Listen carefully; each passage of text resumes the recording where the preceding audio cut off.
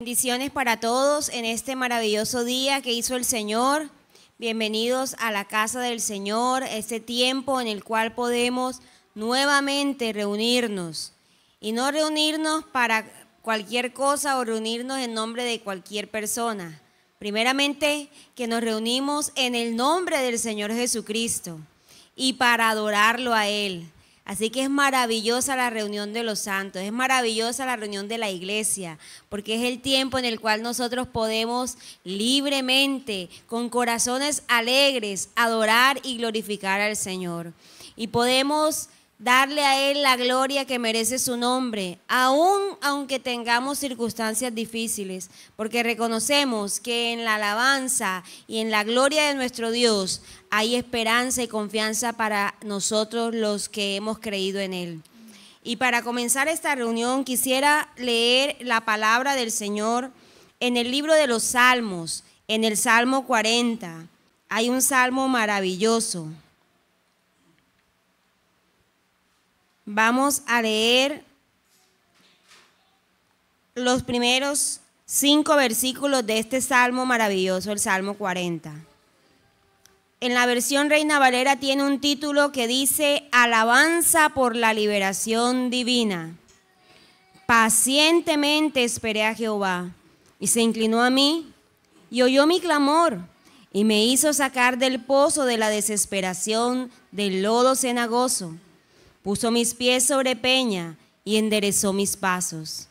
Puso luego en mi boca cántico nuevo, alabanza a nuestro Dios.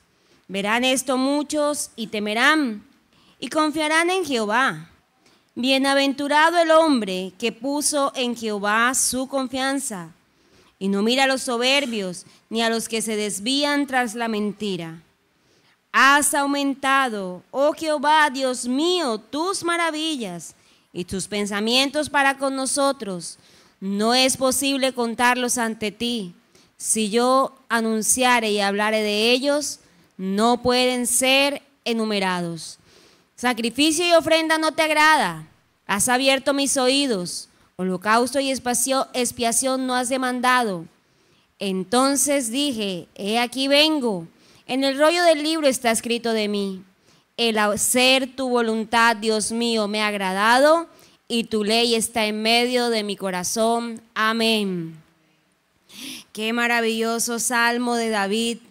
Qué hermoso que nosotros pudiéramos decirle todos juntos al Señor: Señor, el hacer tu voluntad me ha agradado, y tu ley está en medio de mi corazón.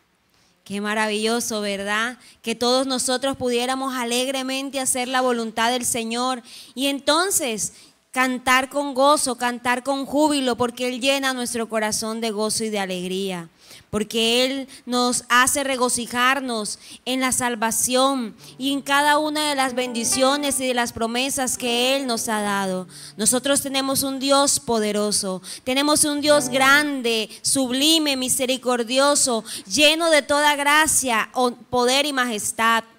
Qué bonito, queridos hermanos, que nosotros podamos reunidos decirle al Señor: gracias, Señor. Gracias, Dios mío. Gracias, Dios Todopoderoso. Gracias porque me has salvado, porque me has liberado, porque me has rodeado de tu salvación. Le doy gracias a Dios una vez más por esta oportunidad maravillosa de poder acercarnos a Él en busca de la instrucción de su palabra, la que nos da a nosotros la certeza de poder vivir de acuerdo a su voluntad y no de acuerdo a la nuestra. La palabra nos guía, nos instruye, nos dirige hacia la voluntad del Señor. Y en ocasiones nuestro camino se desvía conforme a nuestro propio propósito, pero mejor que nuestro propio propósito es el propósito del Señor. Cuando estamos guiados por Él, tenemos la plena certeza de que llegaremos a puerto seguro, y cuando caminamos de la mano de nuestra propia arrogancia y opinión, muy seguramente vamos a tener dificultades en nuestra vida, porque tendremos que vivir de acuerdo a nuestras propias consecuencias, a las acciones que hemos podido nosotros tomar. Hoy le pido al Señor una vez más para que sea su mensaje dirigiéndonos a todos y a cada uno de nosotros, los que hoy estamos en este lugar, los que nos ven a través de las transmisiones, y que podamos ser edificados conforme a su palabra y voluntad. Hoy traigo para compartir con ustedes un tema que tiene por título Regresa. Regresa es el título de nuestro mensaje en el día de hoy. Y quiero pues aclarar esto de regresa. El regresa no es que si te fuiste de este lugar, entonces anhelamos que vuelvas. Sí, pero el énfasis de esta predicación no está enfocado a quizás personas que un día estuvieron con nosotros y ya no están.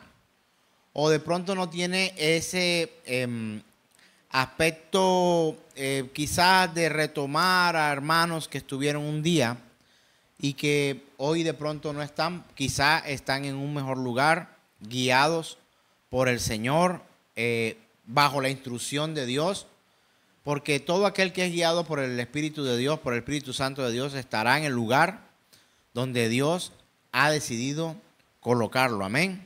Entonces, más allá de nosotros enfocar este tema a una petición personal de deseo que alguien esté al lado de nosotros, vamos a poder entender el significado, el propósito por el cual este tema regresa.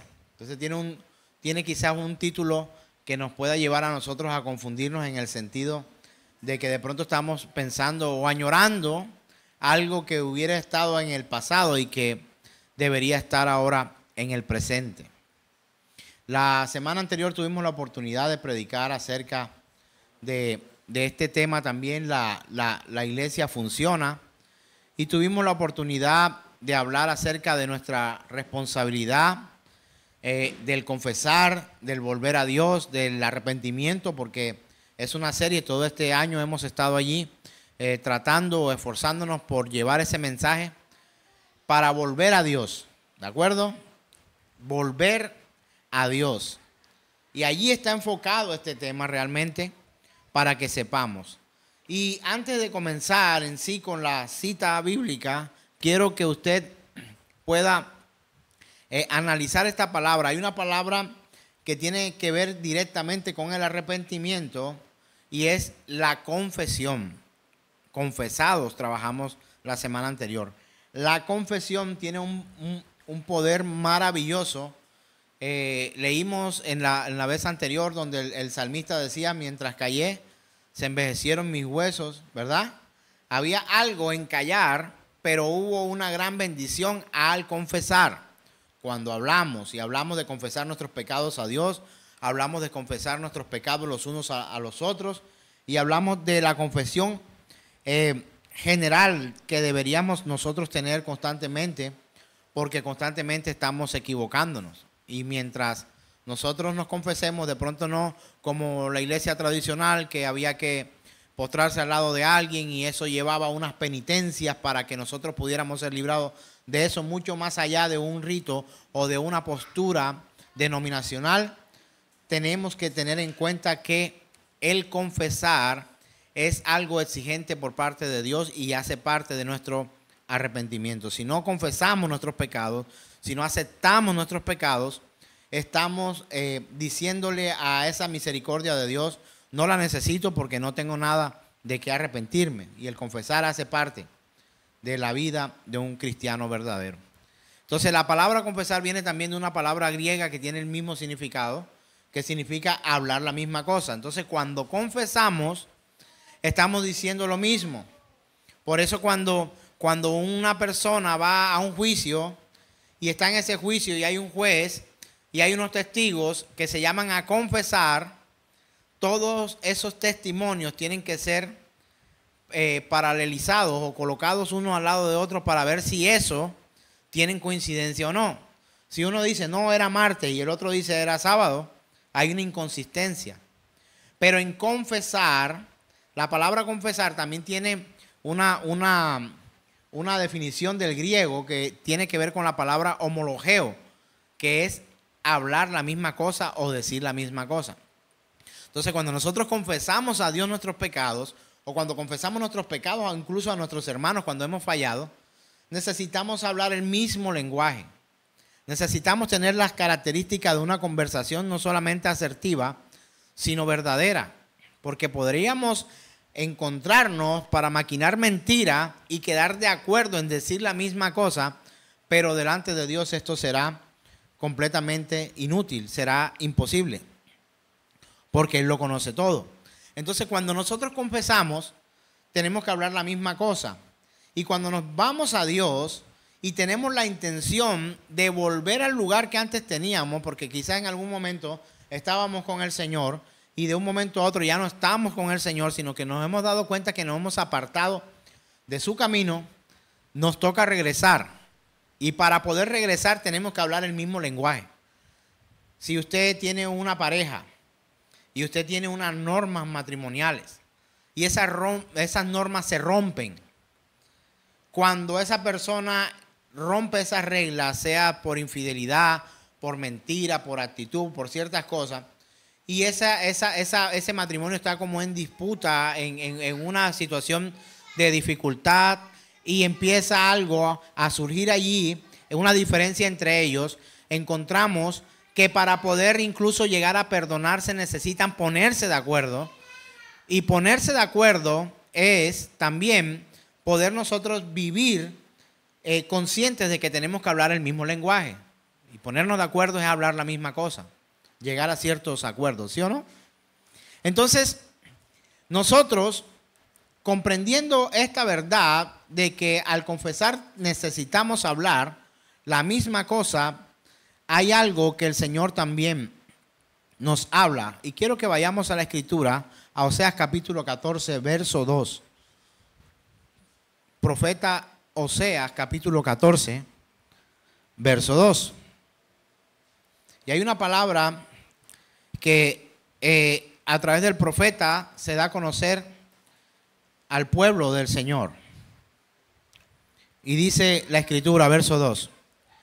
Llevad con vosotros palabras de súplica y volved a Jehová, volved al Señor y decidle, quita toda iniquidad y acepta el bien y te ofreceremos la ofrenda de nuestros labios. Esta palabra es una convocatoria por parte del profeta, por supuesto inspirado por Dios, para poder llevar al pueblo a que pudieran hablar la misma cosa, a que pudieran tener o experimentar en un solo sentido lo que se necesitaba para volver una vez más a estar delante de Dios en paz. Y él dice con todo su corazón, con toda su disposición, llevad con vosotros palabras de súplica, la forma correcta en que nosotros debemos acercarnos a Dios para poder recibir por parte de Él de su misericordia, bondad y de su ayuda. Y sabe que esto se ha cambiado un poco, o no diría un poco, diría muchísimo en este tiempo, porque las palabras que hoy se elevan al Señor no son de súplica, sino de orden. Las palabras que hoy se presentan delante de Dios no son de ruego, son de decretos. Las palabras que hoy se presentan delante de Dios no son de humildad, son de autoridad, en contra de la autoridad de Dios incluso. ¿Y por qué digo en contra incluso de la autoridad de Dios? Porque hay quienes dicen no acepto un no de Dios por respuesta. Por favor, ¿cómo podemos acercarnos de una manera honesta? ¿O cómo podemos confesar, que significa ¿qué? Hablar la misma cosa, y ponernos de acuerdo con Dios bajo estos preceptos? No es posible que nosotros podamos ponernos de acuerdo con Dios cuando tenemos la insistencia de poder vivir de una forma en la que nosotros hemos decidido vivir y no conforme a lo que realmente necesitamos hacer conforme a la voluntad del Señor. Y anhelamos nosotros podernos poner de acuerdo con Dios. hablar la misma cosa, que nuestra confesión delante del Señor sea conforme a su voluntad y no conforme a nuestras órdenes o a nuestras pretensiones personales.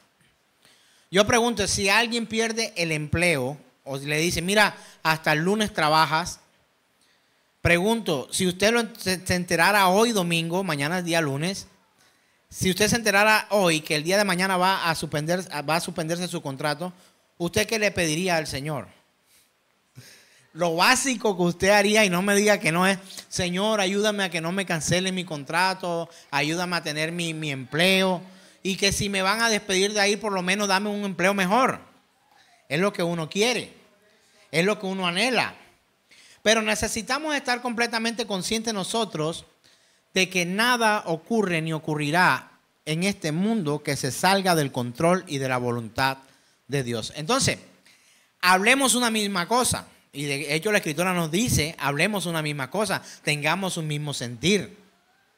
Y que vivamos de acuerdo a ese punto de acuerdo con Dios, para poder experimentar, no solamente como una experiencia personal, sino para poder disfrutar con Él de su voluntad. Así que, hermanos, entendamos que necesitamos ponernos a paz con Dios.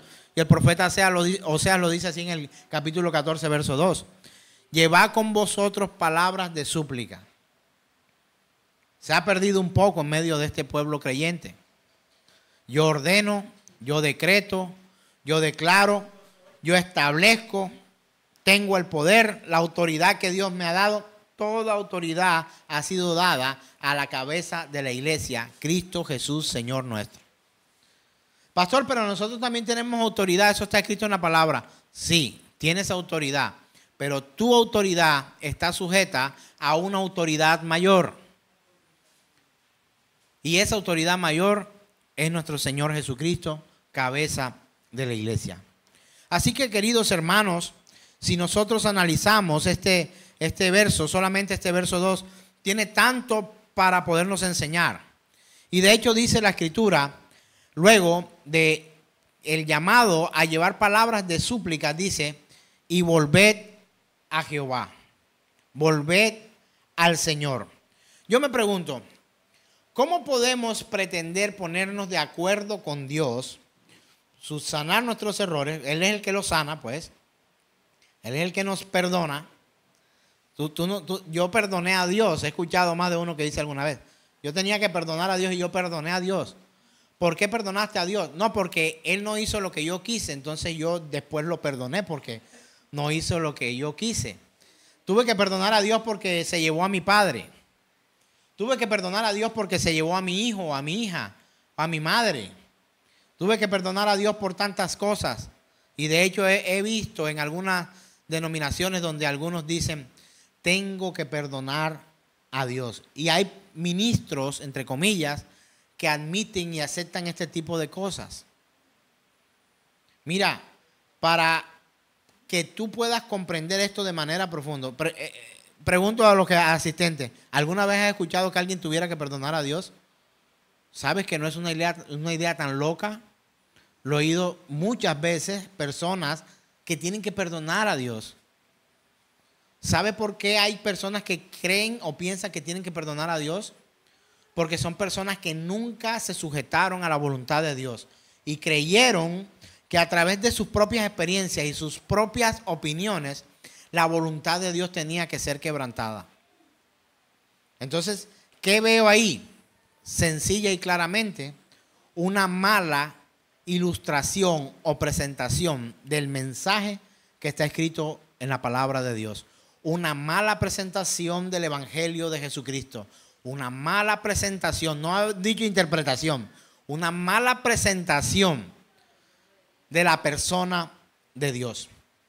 Entonces, entendamos, queridos amigos, necesitamos hablar un mismo lenguaje, hablar una misma cosa. Ya le dije que la palabra confesar significaba hablar lo mismo, hablar la misma cosa. Y del griego homologeo, que significa también la similitud o la parte igual. Una persona, algo homogéneo, es algo que es parejo, algo que es igual. El homólogo de alguien es alguien que tipifica pues esa misma persona. Dice volver al Señor.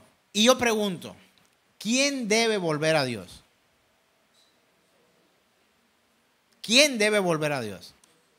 Nosotros debemos volver a Dios. La iglesia debe volver a Dios.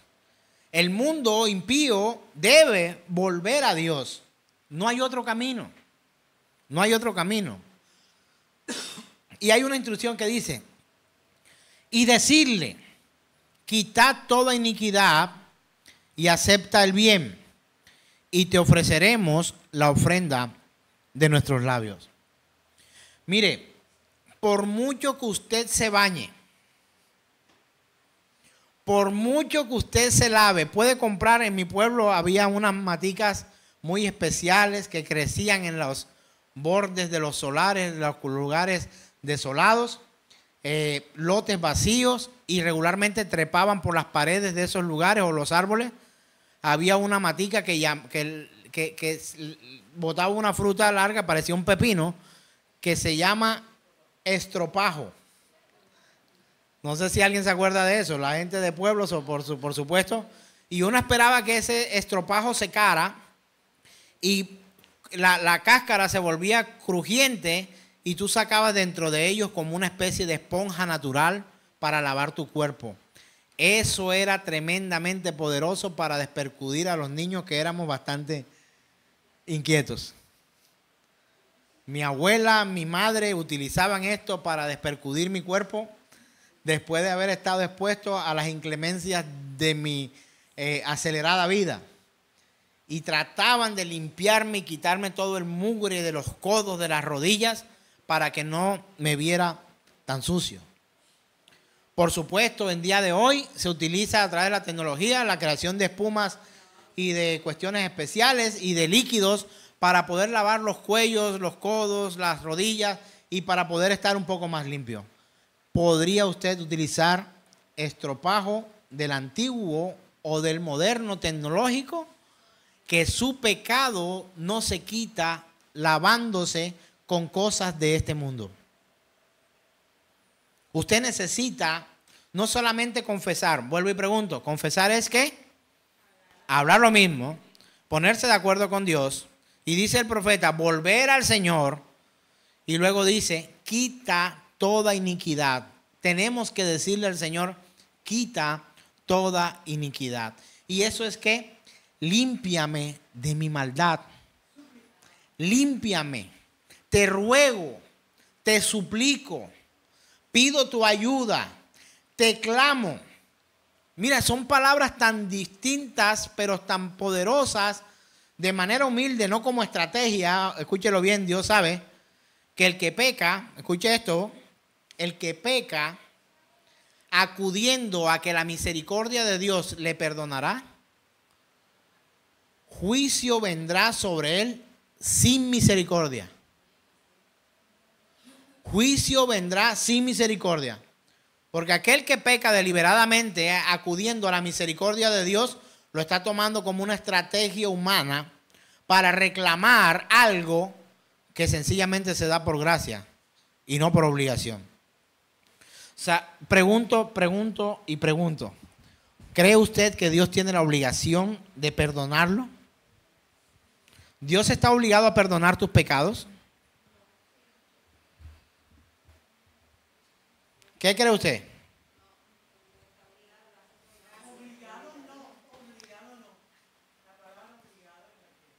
Él no está obligado a nada. Pero su palabra dice que Él, a quien clama, le responde. A quien toca la puerta, le abre. Y quien se arrepiente, es perdonado. Bajo los principios de Dios, su palabra no podrá ser quebrantada, porque Él no puede negarse a sí mismo. Y en su bondad y su misericordia ha extendido sobre nosotros una promesa que nos lleva a vivir conforme a esa bondad y misericordia de Dios. Amén. Él nos ama poderosamente, pero también es su deber como padre corregirnos y guiarnos por el camino del bien. Entonces, el profeta Oseas dice en este sencillo versículo: llevad con vosotros palabras de súplica, volved a Jehová, volver al Señor y decirle: quita toda iniquidad y acepta el bien. Pregunto, ¿puede el hombre ofrecer bien a Dios?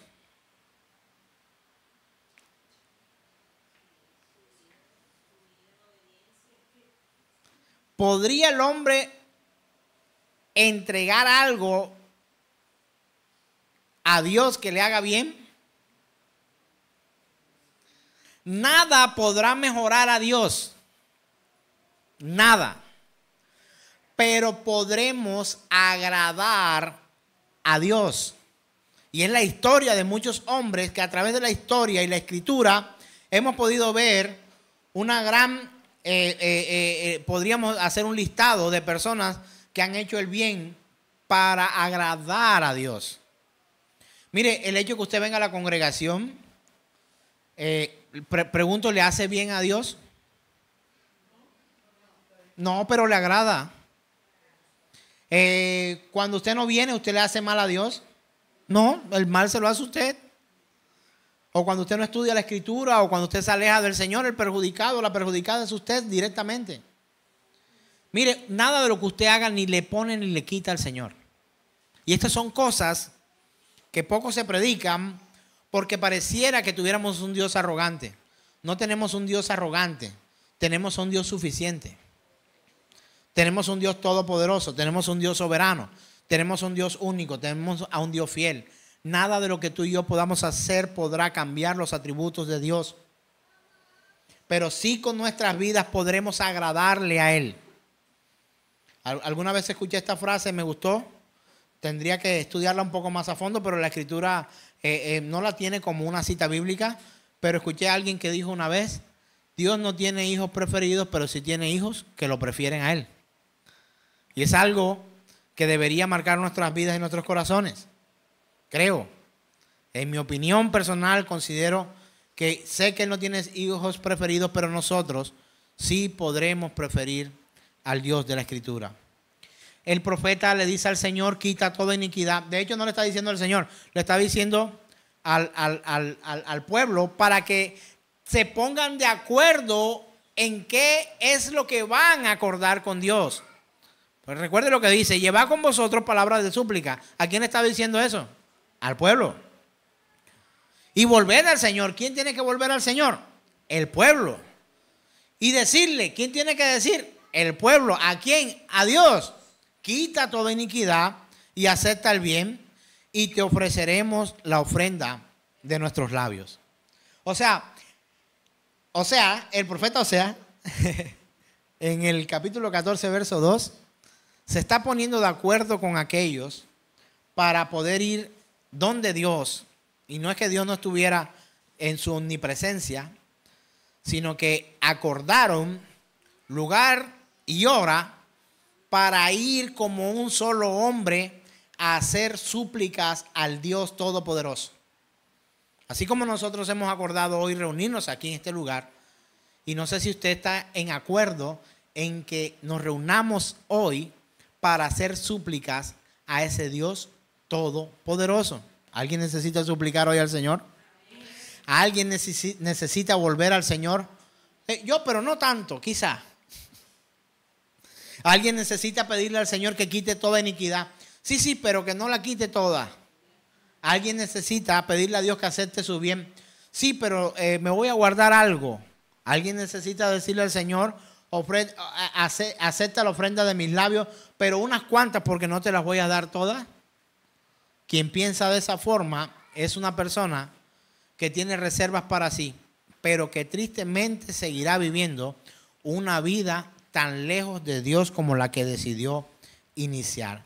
Por eso hoy el tema que el Señor nos ha traído es un llamado para que volvamos una vez más a estar en la plena dependencia de Dios.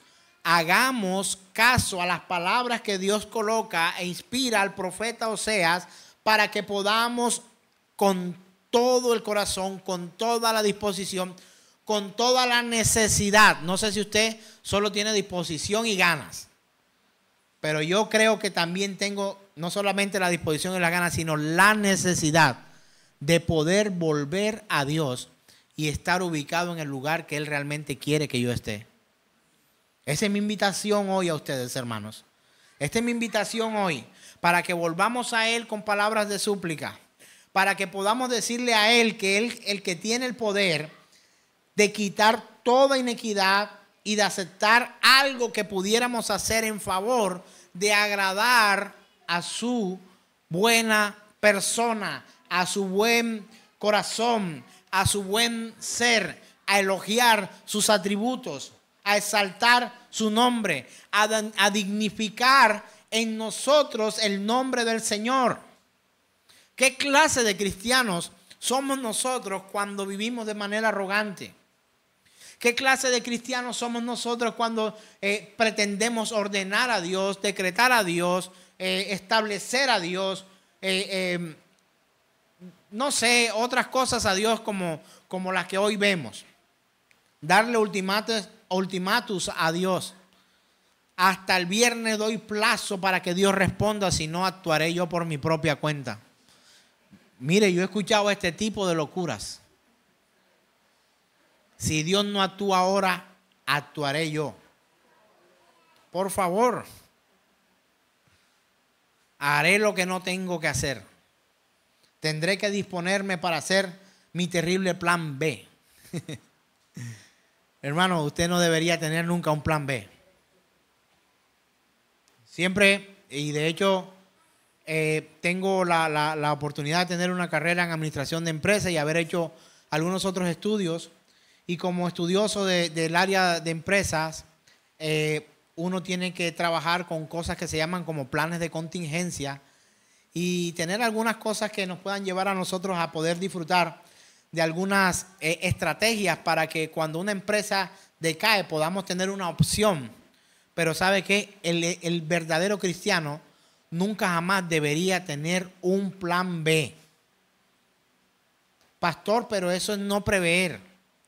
Yo no te estoy diciendo que no guardes alimento. No te estoy diciendo que no ahorres. Yo no te estoy diciendo que no hagas provisión. Yo no te estoy diciendo que no pongas recursos o que no tengas opciones de negocio. No te estoy diciendo eso. Todo lo contrario, dale. Pero como hombre y mujer de Dios, el único plan al que usted debería ceñirse es al plan de su voluntad. A su voluntad. Mire, mi plan A es y tendrá que seguir siendo el mismo plan A de principio a fin en mi vida cristiana. El plan A que yo tengo es el plan de Dios. Que se haga su voluntad. Ni siquiera nuestro Señor Jesús puso un plan B cuando rogó en Getsemaní: Señor, si es posible, pasa de mí esta copa, o si no me va a tocar poner el terrible plan B. Esas fueron las palabras de Jesús. Por supuesto que no. Dijo, sino que no se haga mi voluntad, sino que se haga la tuya. Y Él lo colocó como una posibilidad. Y sabe una cosa más, que por supuesto que Él estaba sufriendo todo lo que un ser humano podría estar sufriendo. Porque 100% Dios, 100% hombre. Él estaba experimentando en carne propia, en su humanidad, en su parte humana, toda la aflicción y el peso del temor, el terror, el miedo, toda esa angustia. Tan era que sufrió algo en su cuerpo que los científicos han llamado hematohidrosis, que es que se rompen los vasos sanguíneos. Y dice el evangelista, según Lucas, el evangelio según San Lucas, que su sudor era como grandes gotas de sangre que caían. Hematohidrosis, no lo pudo decir Pedro, que era pescador, no lo pudo decir Pablo, que era estudioso, lo dijo el apóstol Lucas. ¿Sabe por qué? Porque era médico, porque sabía algo que estaba pasando, el nivel de estrés era tan alto. Él no puso un terrible plan B. Él vino a cumplir el único plan de Dios de salvación para la humanidad, y era que Él debía sufrir en manos de pecadores para poder darnos a nosotros la salvación y la vida eterna. Él era el cordero que debía ser inmolado, puro, sin mancha, y allí. Y sabe una cosa, quiero aclararle algo porque algo ocurre aquí con esto de la deidad de Cristo Jesús. Y cuando una vez tuve la oportunidad de predicarle a un matemático de la familia, ya tristemente se fue. Y tuvo una reunión en la casa de mi suegro y en el jardín. Le intenté predicar a este hombre y este hombre dijo, pero ¿cómo dices tú una cosa tan absurda que una cosa puede ser 100% dos veces? Eso sería 200%. Algo es solamente 100% una sola vez. Entonces me dijo 100% Dios y 100% hombre. Tú me estás hablando de algo que no puede ser posible. Matemáticamente no es posible. Porque entonces estaríamos hablando de dos personas distintas. ¿Y sabe? Encontré en esas palabras un argumento poderoso, no solamente para poder debatir esto, sino para poder entender también algo de la Trinidad, que tanto les gusta a algunos hermanos. Porque 100% y 100% es 200%. Entonces el matemático me decía, estamos hablando de dos personas distintas, una que es 100% y otra que es 100%. Entonces estamos hablando de 1 más 1, que es igual a... Pero él no contaba con que la matemática de Dios ahí no aplica 1 más 1, sino 1 por 1. Y la Trinidad no es 1 más 1 más 1, es 1 por 1 por 1, que es igual a 1. Entonces matemáticamente en aquel momento pude confrontar y darle gracias a Dios por su bondad y su misericordia. Entender nosotros, queridos hermanos, que Él es 100% Dios, es aceptar que el Hijo de Dios fue encarnado y que el Hijo de Dios se hizo hombre para que los hombres pudiéramos hacernos hijos de Dios. Él es el único que puede quitar nuestra iniquidad. Él es el único que puede aceptar el bien. Y el bien que hay en nosotros lo ha puesto Él. La motivación incluso, de la que a veces no queremos hablar cuando nos queremos sugerir o referir a las Escrituras. No es que la motivación, no deja la motivación a un lado. La parte emotiva hace parte del ser humano. Y hay días en que estamos tristes para predicar, pero aún así predicamos. Una cosa no quita lo otro. ¿Sabe usted cómo me encuentro yo en este día? No lo sabe. ¿Cree usted que tengo ganas de predicar? Quizá usted no lo sabe. Pero yo sí se lo digo, todas las ganas del mundo. ¿Sabe por qué? Porque necesito hacerlo. Me es obligatorio, me es sancionatorio, me es impuesta carga, asumida personalmente para predicar en tiempo y fuera de tiempo lo que mi Dios Todopoderoso me ha dado para poder compartir con todos ustedes. Eso no me hace héroe, pero tiendo a obedecer lo que Dios me está pidiendo. Así que, hermanos, el ruego es que quite toda nuestra iniquidad y que Él acepte el bien y que podamos luego nosotros ofrecer al Señor alabanza, canto, adoración, exaltación al nombre que es por sobre todo nombre, el nombre de nuestro Señor Jesucristo. Entonces, hermanos, mire, si nosotros decimos que no hemos pecado, quiero que vayamos a la primera carta del apóstol Juan, capítulo 1, versos 8 y 10. Dice la Escritura, si decimos que no hemos pecado, nos engañamos a nosotros mismos. Y me detengo ahí una vez más. ¿Sabe por qué? Porque el profeta está haciendo el mismo llamado que a través de la Escritura se nos está convocando para que pudiéramos estar todo el tiempo dispuestos a esto. El apóstol Juan está diciendo, si decimos que no hemos pecado, nos engañamos a nosotros mismos. ¿A qué convocó el profeta? O sea, vayamos a cuenta con Dios, volvámonos a Dios y pidamos que quite toda iniquidad en nosotros. O sea, aceptemos, hablemos la misma cosa. ¿Sabe algo? La Biblia nunca se contradice. La Biblia siempre habla la misma cosa. ¿Sabe por qué habla siempre la misma cosa? Porque es un testimonio. ¿De quién es el testimonio de la Escritura? El testimonio de Dios mismo. Entonces el apóstol Juan dice, ahora sí vamos a la cita completa. Si decimos que no tenemos pecado, nos engañamos a nosotros mismos y la verdad no está en nosotros. Si confesamos nuestros pecados, Él es fiel y justo para perdonar nuestros pecados y limpiarnos de toda maldad. Si decimos que no hemos pecado, le hacemos a Él mentiroso. Y quiero que usted entienda acá. Pretendemos anunciar que Él miente. ¿De acuerdo? Para que comprendamos lo que realmente esta escritura dice, no es que quiere decir. Trataríamos de hacerlo al mentiroso y su palabra no está en nosotros. Él ni tienta ni tentará a nadie. Él no miente. ¿Ha leído usted quién es el padre de la mentira? Satanás mismo. No es Dios. Y el apóstol Juan dice, si decimos que no hemos pecado, nos engañamos a nosotros mismos y la verdad no está en nosotros. ¿Qué quiere decir esto? Que no somos cristianos. Mire, alguien una vez aquí salió un poco ofendido y con una distorsión de un mensaje en el que decía, quien les predica, les decía, porque yo tengo que confesar que soy deshonesto, porque tengo que confesar que soy mentiroso, porque tengo que confesar que no hago las cosas bien, porque tengo que confesar que tengo que arrepentirme, porque tengo que confesar que no soy santo. Y en una conversación con esa persona me dijo, la verdad que yo respeto la forma suya de predicar, pastor, pero eso de usted estar diciéndole a los demás que usted es un pecador, pues eso sí ya es cuestión suya. Pues déjeme decirle que hoy puedo corroborar una vez más esta versión, este testimonio, y admito lo mismo. Pecador soy,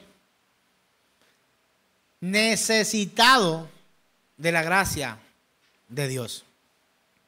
Mi esposa también se preocupaba cuando decía en algún momento, tengo que luchar con la mentira, tengo que luchar con la infidelidad, tengo que luchar con mi forma de ser, con mis pensamientos corruptos y no sé qué. Ella decía, amor, aclara, cuidado, va a haber un momento en que alguien va a pensar que estamos mal y que estamos viviendo ciertas cosas. Pues razón tiene también. Pero pregunto, ¿es acaso o no es la lucha del hombre en esta tierra? Si la escritura que leo dice, porque el deseo del espíritu es contra la carne y el de la carne contra el espíritu. Más vale que nos presentemos a Dios confesando, ¿qué quiere decir? Hablar la misma cosa. Confesando nuestros pecados, que venir delante de Dios con pecados cometidos. Y aunque algunos sí son cometidos, algunos de ellos son cohibidos porque moralmente son entre nosotros mayormente reprochados, entender que aún pecamos con nuestro propio pensamiento. Y que aunque a veces no hagamos las cosas, el solo hecho de pensarlo ya es un pecado en contra de Dios. La escritura lo dice claramente. Si decimos que no hemos pecado, nos engañamos a nosotros mismos. Así que si decimos que no tenemos pecado, hay un apelativo para esa persona. Si alguien dice que no tiene pecado, yo le puedo decir sencillamente, esa persona no es cristiana. No es creyente. Si confesamos nuestros pecados, Él es fiel y justo para perdonar nuestros pecados y limpiarnos de toda maldad. Es decir, somos cristianos verdaderos. Si decimos que no tenemos pecado, no lo somos. Pero si confesamos nuestros pecados, sí lo somos. Si decimos que no hemos pecado, procuramos o intentamos hacer mentiroso a Dios y su palabra no está en nosotros. Es decir, no somos cristianos. Pero si aceptamos que hemos pecado, su verdad está en nosotros, porque su palabra es verdad. Y una de las mayores evidencias de la conversión de alguien no es una vida perfecta sin pecados, hermanos. Algunos creen que esto es de esta forma. Más bien es una sensibilidad a entender lo que es desagradable a Dios, lo que es pecado, lo que no es pecado. Se forja una transparencia en nosotros. Y podemos hacer como el profeta Oseas nos seduce. ¿A qué? A ir a Dios, confesar, suplicar, aceptar, volvernos a Dios y poder nuevamente regresar al lugar que como hijos de Dios deberíamos ocupar. Mira, tú estarás tan lejos de Dios como tú lo decidas, porque Él ha abierto todas las posibilidades para que tú y yo podamos estar allí dispuestos, aún la iglesia perseguida. Pregunto, ¿la iglesia que es perseguida está cerca o lejos de Dios?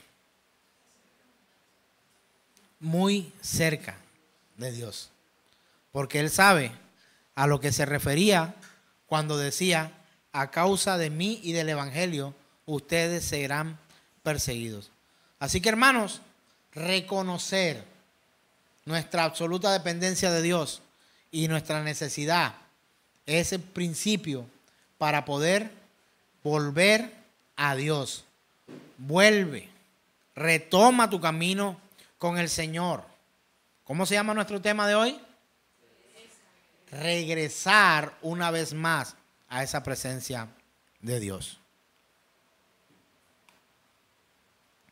Ahora, hermano, hay algo tremendo que se necesita para que tú y yo tengamos un retorno o un regreso conforme a la voluntad del Señor. Podría decir exitoso, pero esa palabra suena más motivante y más a coach motivador que al llamado que Dios hace. Por supuesto que es un éxito cuando un pecador se arrepiente, cuando tú y yo confesamos nuestros pecados, cuando tú y yo dejamos el camino de las viejas andanzas para volver al nuevo camino que Dios quiere para nosotros. Volver. Quisiera que usted pensara en una palabra que nos podría ayudar a volver a Dios. ¿Cuál cree usted que hay una acción, hay un verbo? Hay un verbo que nos puede ayudar a nosotros para poder tener certeza que es la acción clave para poder volver a Dios, para poder retornar a Dios, para poder regresar a Dios. ¿Cuál sería ese verbo? Un verbo, una acción. Reconciliar. Muy bien, ¿se parece? Arrepentimiento, arrepentirse. Arrepentirse. ¿Y sabe usted lo que significa etimológicamente la palabra arrepentirse? Quizás no lo sabía y hemos usado esta palabra todo el año. La palabra arrepentirse se traduce básicamente de una palabra hebrea que significa devolverse o regresar. ¿Sabía usted este dato? Qué cosa tan tremenda cuando vamos a la génesis o a la raíz de las palabras. Arrepentimiento significa regresar. Recuerda lo que pasó con el hijo menor y el hijo mayor. Que el menor pidió su parte de herencia y se fue y la gastó por allá. Mayor quedó en casa. Cuando él vuelve en sí y se da cuenta de sus pecados, ¿qué fue lo que hizo? ¿Qué dice la escritura que dice? Él dice algo, dice, volviendo en sí, dijo que he pecado. ¿Qué voy a hacer? Regresaré. O sea, regresar y arrepentirse es lo mismo, pero dicho de una manera distinta. Entonces, cuando usted se arrepiente, ¿qué está haciendo? ¿Y a dónde está regresando? A Dios, a los brazos de papá, a los brazos del Señor. Una vez más, quiere volver a estar en la presencia de su Padre. quien no se arrepiente verdaderamente, por eso no es capaz de regresar. Por eso usted todavía lo ve lejos. Por eso el pasar al frente y hacer una oración, que algunos dicen la oración de fe, no tiene sentido en una persona si esa persona realmente no está arrepentida. ¿Sabe qué va a pasar? No va a regresar. Y por eso yo le decía a usted al principio, este nombre podría estar sugiriendo en la cabeza de alguien este título de regresa. Ay, pensemos en los hermanos que un día se fueron. Es posible que ellos estén mejor en otro lugar y que Dios lo quiera en otro lugar. Y sabe una cosa, no son nuestros enemigos.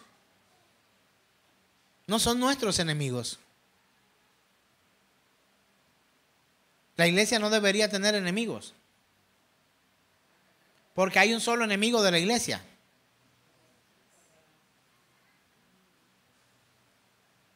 Satanás y el mundo.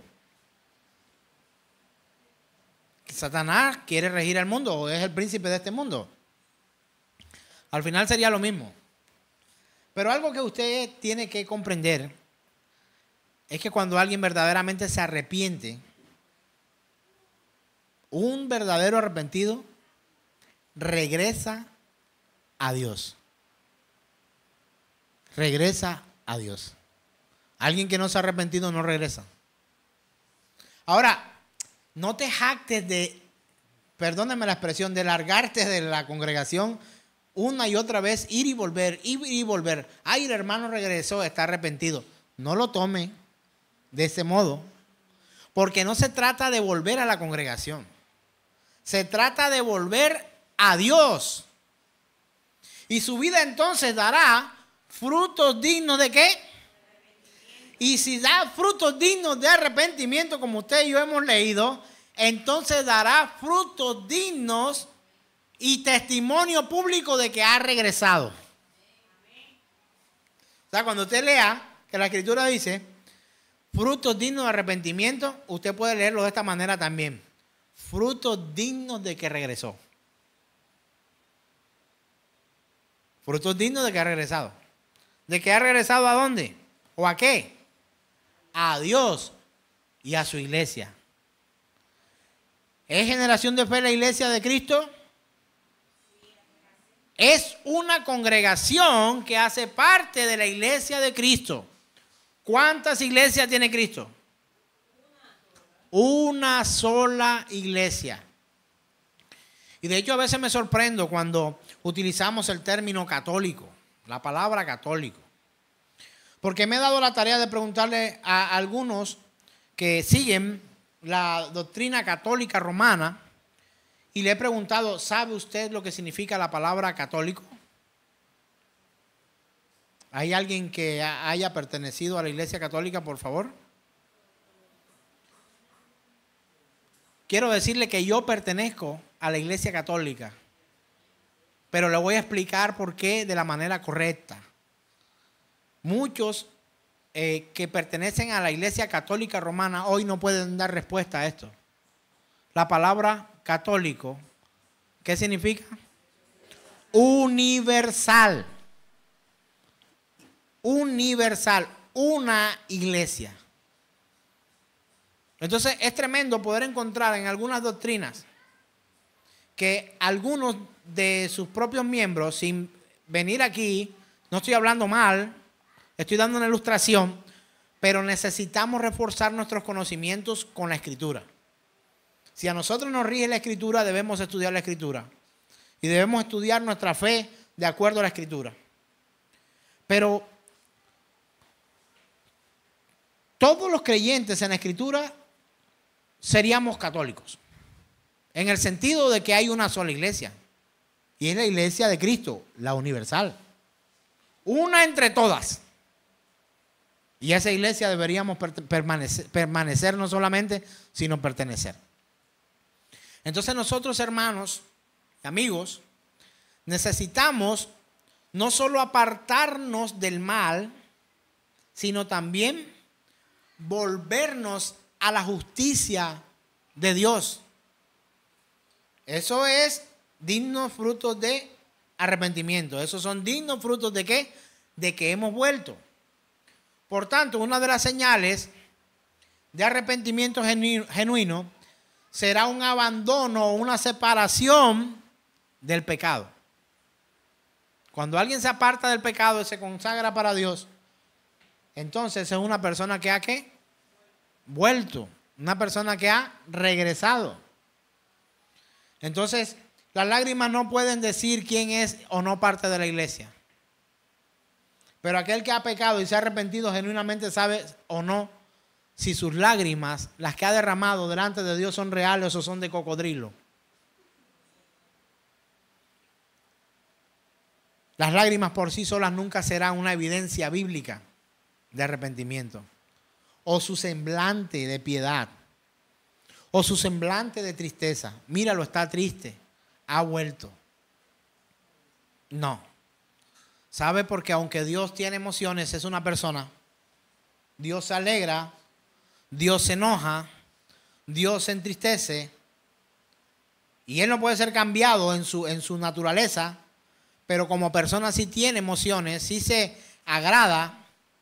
También se desagrada. Una de las señales es necesitar que nosotros podamos demostrar con transparencia de que sí hemos o no hemos vuelto. La Escritura dice que un corazón contrito y humillado Él jamás despreciará. Es una tristeza que Él aprecia.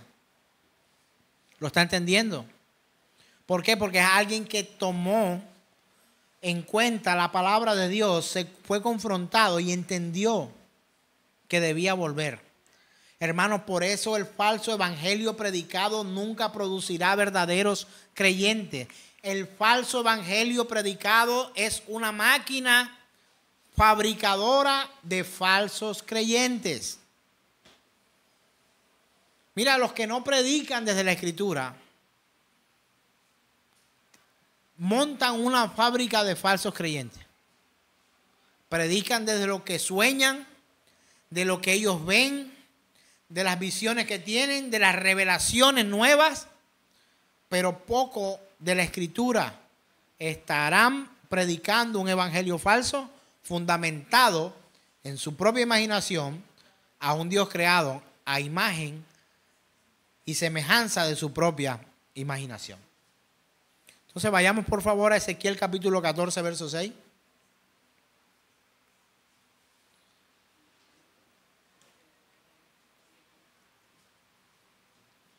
Y vamos a leerlo al Señor, entre nosotros la palabra del Señor, perdón. Dice la Escritura, por tanto di, ¿a quién? A la casa de Israel. Así dice el Señor. ¿Qué dice? Convertíos y volveos de nuestros ídolos. Apartar vuestro rostro de todas vuestras abominaciones. ¿Qué le está diciendo el Señor a la casa de Israel a través del profeta Ezequiel? Dile a ellos que regresen. Dile a ellos que vuelvan.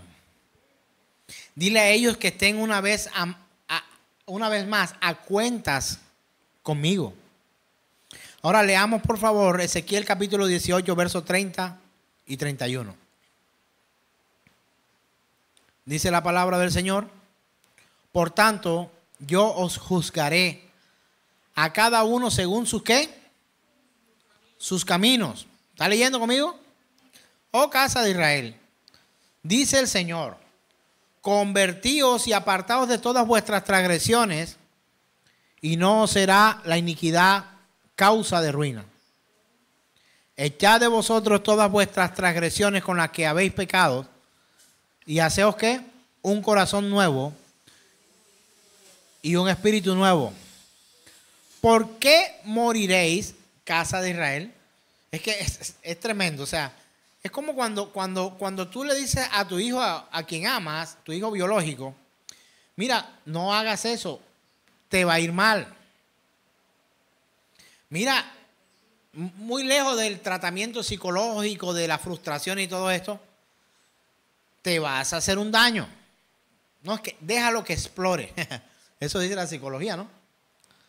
Pero si tú sabes que tu hijo va directo al infierno, estamos hablando de vida y de muerte, de salvación o perdición, pues tú le vas a decir, te llevará esto al infierno, te perderás. Y tu hijo o tu hija te dice este discurso filosófico y humanístico de hoy, ya tú cometiste tus propios errores, ahora déjame cometer los míos. ¿Qué autoridad moral tienes tú para decirme estas cosas, etcétera? Ese cuento que ya usted y yo sabemos. La pregunta que viene a nuestra cabeza como padre que amamos a nuestros hijos es, ¿por qué quieres morir? ¿Por qué quieres morir? Era algo que mis padres me decían cuando andaba en mis rallies de moto, corriendo motos. Y era un llamado de atención directo, no era entre palabras o entre líneas, no, ¿te quieres matar en esa moto? ¿Por qué corres en tu moto? Para con eso, te va a traer daño, va a ser un problema. ¿Y sabe qué? Hubo un problema y trajo daños a mi vida. Un accidente fatal en el que mi hermano muere. ¿Y sabe qué? Fácilmente ellos pudieron culparme. Y de hecho yo me entregué ante la fiscalía, mi familia lo sabe. Y yo me autodenuncié.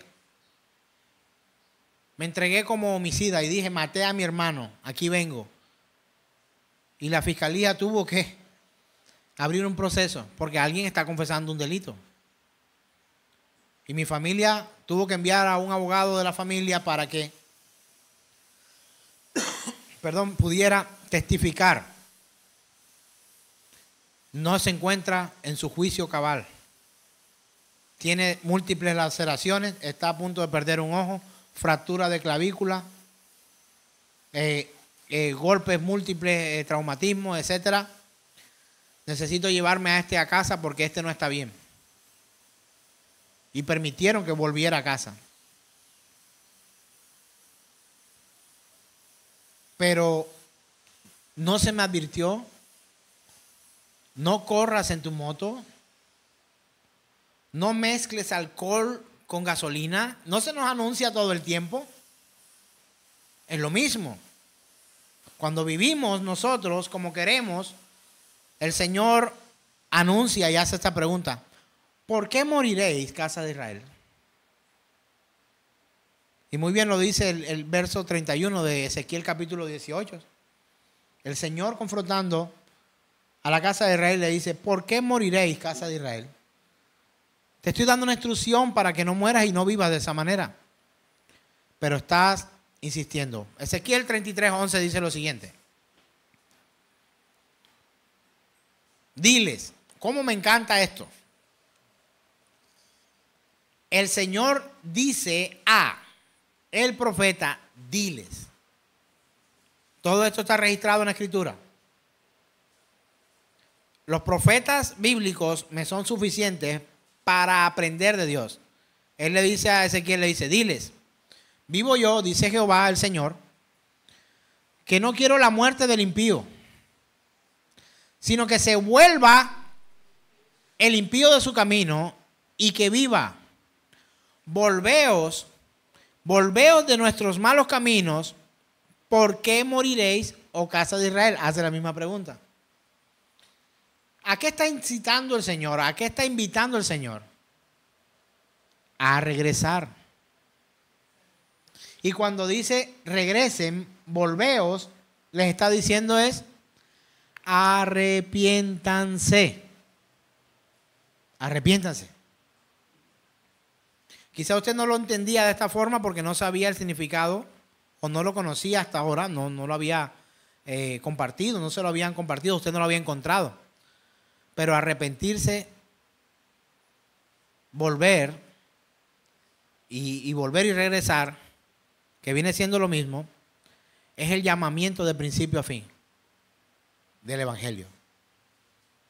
Y es una verdad innegable, porque el arrepentimiento genuino siempre será identificado con alguien que retorna, que vuelve, que regresa al lugar donde antes estaba y nunca debió haberse ido. Así que, hermanos, usted y yo necesitamos entender que Dios nos llama al arrepentimiento, y cuando nos llama al arrepentimiento, valga la palabra llama para hacer, la palabra llama no de animal de llamado, sino de llamado. Llama, cuando nos llama, es no solamente recurrente, sino podríamos decir que es una palabra homóloga. Cuando Él nos llama, nos está instando ¿a qué? A que regresemos. Y cada vez que nos llama, dentro de ese llamado está intrínsecamente incluida la palabra regresa, que quiere decir arrepiéntete. Amén. Así que, hermano, tú que estás hoy acá conmigo y que has vuelto a este lugar físicamente, quizás tenías días que no venías acá, que has regresado. Antes de regresar a nuestra congregación, nuestro mensaje principal y objetivo de este momento es que el verdadero llamado y el verdadero regreso que usted debería experimentar no es solamente qué bien que estás nuevamente aquí con nosotros, pero básicamente es el llamado a nuestro arrepentimiento. Así que hoy ha sido expuesta la verdad sobre él regresa. Colócate en pie, por favor, y hagamos lo que hoy el profeta Oseas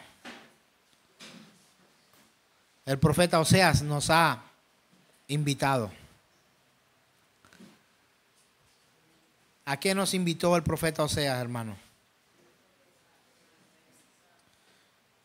Llevad con vosotros palabras de súplica y volved a Jehová y decirle, quita toda iniquidad y acepta el bien y te ofreceremos la ofrenda de nuestros labios.